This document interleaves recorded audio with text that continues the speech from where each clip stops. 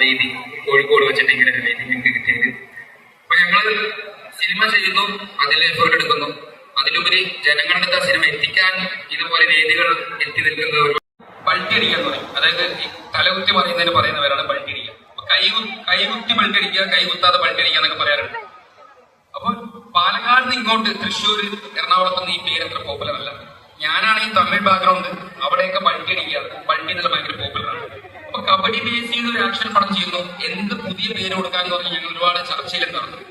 അപ്പോഴാണ് ഈ പൾട്ടി ഷെയ്നിന്റെ ഇതിൽ ഷെയ്ൻ ചെയ്യുന്ന ജമ്പിന് പൾട്ടി എന്ന് പറയാം.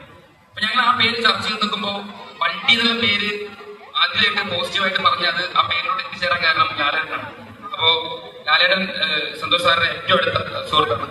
ലാലേട്ടൻ ഈ പേര് കേൾക്കുകയും പൾട്ടി കറക്റ്റാണ്, അതുപോലത്തെ പേര് വേണമെന്ന് പറഞ്ഞ് പൾട്ടിയെ കുറിച്ച് പ്രോത്സാഹിപ്പിച്ച് ആ പേരിലോട്ട് ഞങ്ങൾ എത്താൻ കാരണം ലാലേട്ടൻ.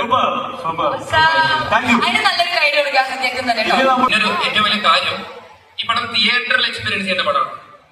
ഈ പടം തിയേറ്ററിൽ എക്സ്പീരിയൻസ് ചെയ്ത് ആ സൗണ്ടിലും ആ എനർജിയിലും കാണുന്ന പടമാണ്. സോ അതുകൊണ്ടാണ് വീണ്ടും വീണ്ടും ഞങ്ങൾ അത് പറയുന്നത്. Thank you so much. ഒരു സംശയം കൂടെ ചോദിക്കാനുണ്ട്. ഈ പറഞ്ഞ ഇത്രയും പേര് നിന്ന് പറയുമ്പോഴും ആദ്യത്തെ സംവിധായകന്റെ ഒരു മെച്ചൂരിറ്റി അല്ല, അതിനേക്കാളും ഗംഭീരമായിട്ടുള്ള ഒരു പവർ ഉണ്ടെന്ന് പറയുന്നത്. How did you achieve it? Like കുറെ സിനിമകളെ അസോസിയേറ്റ് ചെയ്ത് വർക്ക് ചെയ്തതാണോ അല്ലെങ്കിൽ സിനിമകൾ ഒബ്സർവ് ചെയ്തതാണോ? ഞാൻ അങ്ങനെ ഒരുപാട് സിനിമകളൊന്നും വർക്ക് ചെയ്തിട്ടില്ല. ഞാൻ ഒരു പടം വർക്ക് ചെയ്തു, തങ്കം എന്ന് പറഞ്ഞു, അതൊരു ഷെഡ്യൂളിൽ വർക്ക് ചെയ്തു.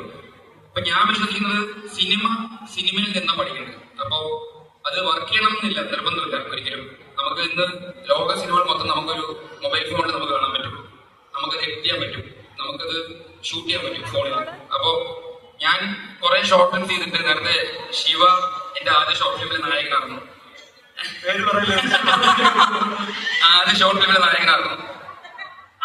അതിനുശേഷം ഞങ്ങൾ ഒരുപാട് ഷോർട്ട് ചെയ്തിട്ടുണ്ട്. ഇതൊന്നും ഞങ്ങൾ ആരെയും കാണിക്കില്ല.